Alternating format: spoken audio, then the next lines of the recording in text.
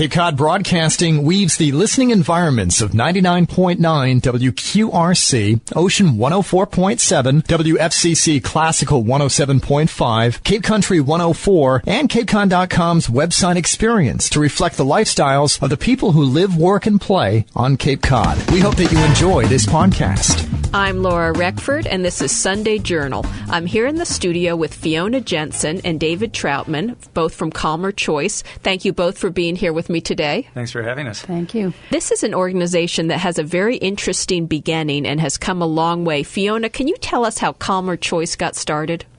Absolutely. So back in 2009, I had a junior at Barnstable High School, and it was the year that there was a murder and then a couple of suicides that happened, drug-related, and it was after one of those funerals that I watched my daughter and a group of her friends sort of come undone, and the whole community was really reeling from it. And I remember at that moment thinking, these guys have like no pause. They have no ability to stop and really understand that they're not broken and that there's really nothing wrong, because they were in crisis the whole time. And it was at that moment that I thought to myself, you know, what if we could bring some kind of a mindfulness-based stress reduction program into the public schools? And that's really where the idea started. And then that summer, I started actually putting it together, and I went to a gentleman who taught me mindfulness, and I asked him if he would be interested, and he said yes. And so we actually organized a road race in order to pay for it. And again, it was really just going to be one program in my daughter's school. And what happened was the community, because it was in crisis, really stepped forward and helped us create the financing to be able to do it. And then the other thing that happened is we started getting calls from other schools saying, you know, we have an issue with stress and suicide and substance abuse in our school, and can you bring your program into our school? So what really just started as an idea from one mom to really take care of her kid and their friends and her friends really turned into something that was much bigger than that. And I think it helped also that you have a background in healthcare, and so you were familiar with some of this stuff. I do, though. It's interesting. My background in healthcare is really in geriatrics. So I'm a mom of 3 kids and have raised my kids, and other people's sort of have wound up at my house. And I have a mindfulness background of my own, you know, so I understand the benefits. I understood the benefits of it for myself, and could see how this was something that was missing that would make a difference. Not that the school wasn't doing everything that they could think of to do, but this was something that hadn't been done. So it was innovative, and I didn't even realize how innovative it was at the time when I first had this idea. Now, David, you're on the board of Calmer Choice. How did you get involved in this? Well, Fiona mentioned that first road race, and I'm in the restaurant business. And at that time, Fiona had approached me about donating some gift certificates as part of the fundraiser. And I just had questioned her as to what the fundraising was about and got to know more about the program.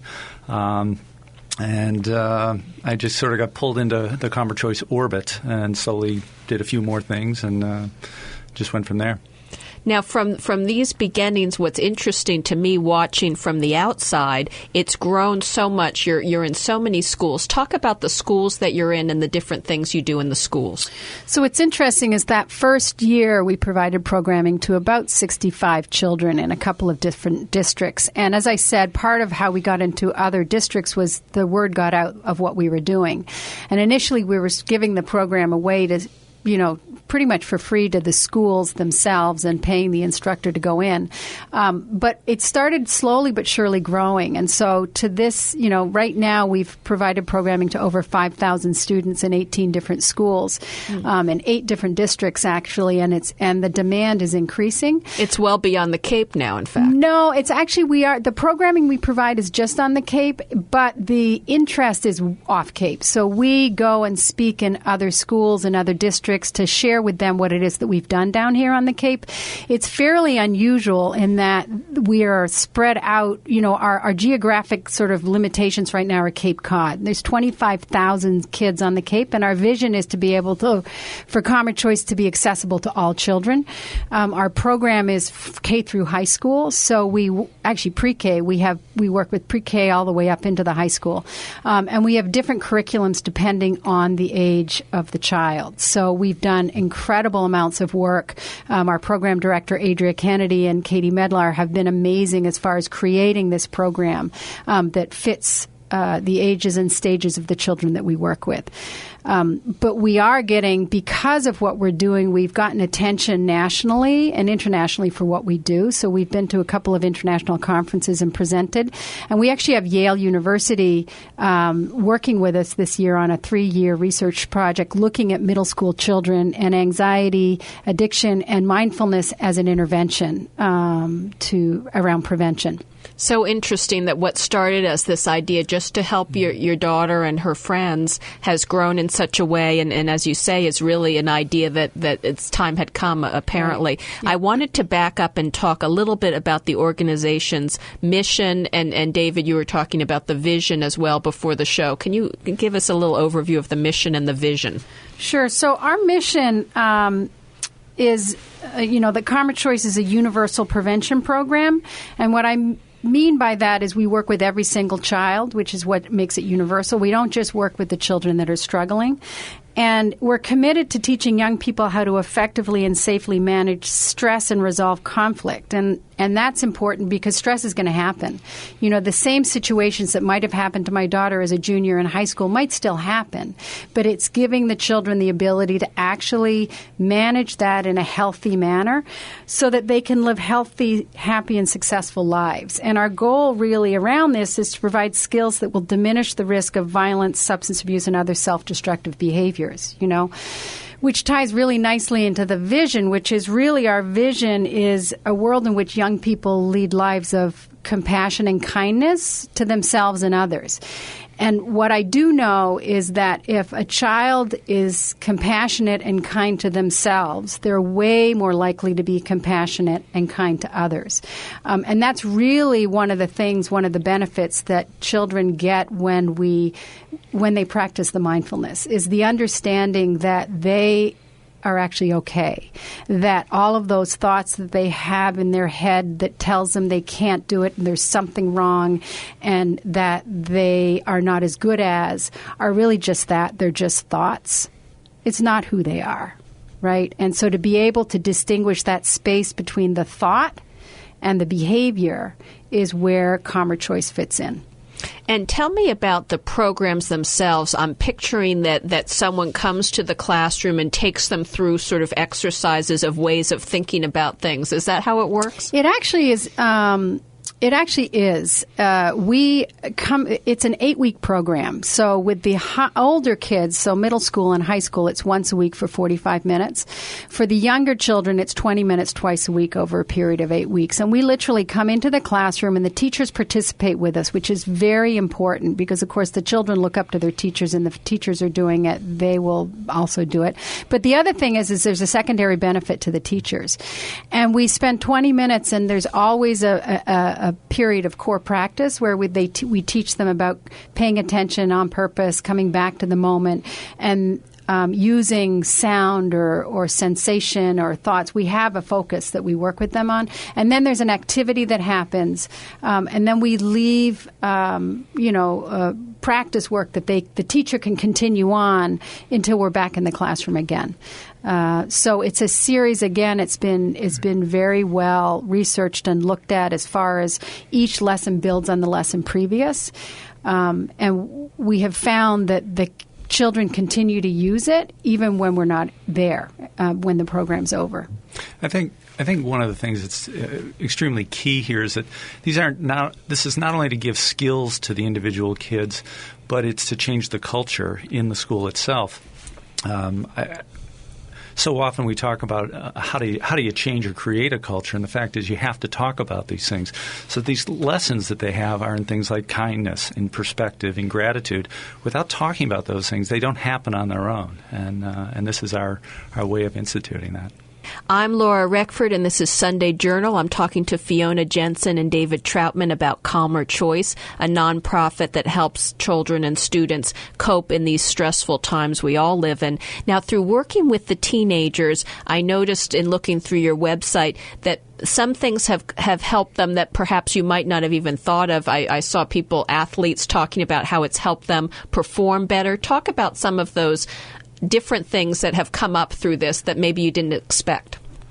So actually, that was sort of an interesting. I'm always intrigued because some of the people, the kids that we work with, are not the kids that you would think necessarily would be using this. But we just finished a program up at the Tech, and there were definitely some kids that were using it in sports, and finding that.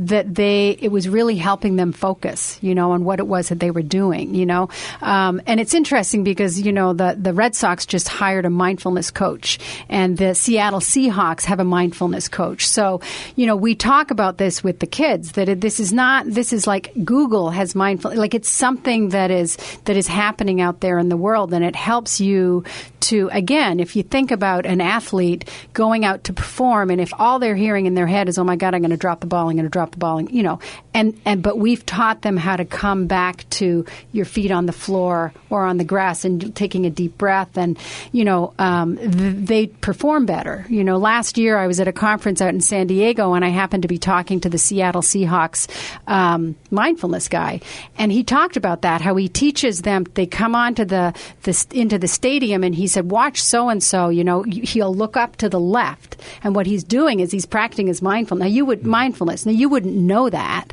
because you just look at the guy coming on and he happens to pause, right? But that's what these kids are learning. Also, a lot of kids have trouble sleeping at night, and a lot of them are using it to help them either go to sleep or when they wake up and they start worrying, to be able to go back to sleep, which is key for learning. And that idea of focus is so important in everything we do. And when you talk to people who are successful, they're often so focused. And then this program actually seems quite linked to this idea of trying to keep kids off drugs, because if they can use this mindfulness, they perhaps don't get in some of these traps that kids get into by doing things without thinking or too quickly. Talk about that a little bit. So it is interesting. I tell this story of, the onset for anxiety disorder in this country is 5 or 6, and mood disorders is 11 or 12. And my thought is, like picture a 12-year-old girl or 13-year-old sitting in the woods on a Sunday afternoon, and somebody hands them something to drink and their anxiety goes away. If they haven't learned ways of dealing with their anxiety, the idea is the anxiety will go away and they're just going to pick up again, because why wouldn't they? And I've spoken to a lot of kids who've been recovering now, and talked to them about the education is really important about what it does, but if you're not going upstream and really dealing with what happens beforehand, and kind of like David said, changing the culture in the school, but also for themselves, giving them a way that they can find that still quiet place within themselves, which exists in all of us. But if they don't know that, the only resource they have is to pick up. And so it is a, prevention program in that manner. And it's, we're talking about working with little kids. And the idea is if they get it year after year after year after year, what will a high school look like 5 years from now? And we don't really know that, and hopefully Yale will stay on board to start following some of these kids, at Matikes who in 6th grade get nothing. But, over time, what does that child look like that has had this training? And we don't know, and it's not a magic wand. I mean, this is not the answer, but it's certainly part of the solution. And we have so many kids now who have ADHD, and I'm wondering if there have been any studies of how it helps those kids who have particular issues. So what's really remarkable is we did an outcome survey over the last couple of years under Tufts University IRB, Internal Review Board, and what we found was the kids that self-reported having the most difficulties with attention, behavior, impulse control were the ones that made the greatest gains, like significantly different gains. And what we are actually teaching kids is how to pay attention. You know, when you speak to school teachers and you ask them, when you went to school, did anybody teach you how to teach kids to pay attention? Most teachers say no, right? And so literally these children who are constantly being told to sit down and pay attention, they have no idea what you're talking about because no one's ever taught them how to pay attention. But we literally teach them how to take where their attention is, which is watching the leaf fall off the tree, bring it back to, like actually how to bring it back. And so there's a relief because they actually are learning something that they're doing for themselves, that makes them feel better, that allows them to focus better, which is, I think, why those are the ones that reported making the best, progress with our program. And, of course, that would appeal to the schools so much because I remember when I first met you, and it was several years ago now, and you said you wanted to bring this into the schools, and I thought to myself, might be a tough sell to bring something into the schools, but you've gotten them interested because of what it does. Absolutely. And we purposefully, we created our own survey, the United Way model of creating a survey for outcomes. And we actually use the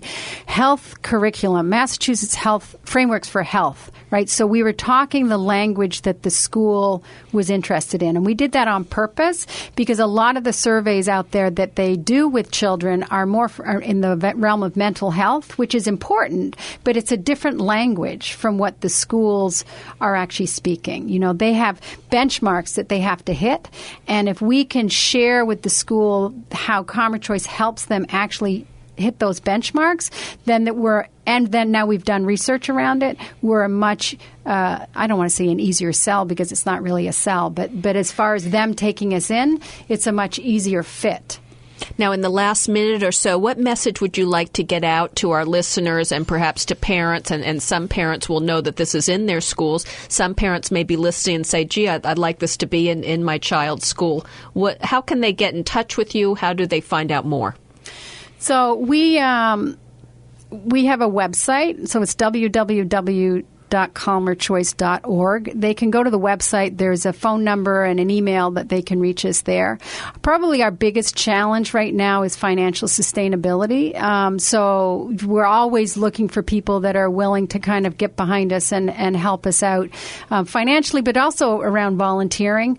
It takes a village to raise a child, and this is a community-based grassroots effort that is made up of a lot of people putting in thousands of in-kind hours in order to get this plane in the air. So we're always interested in support.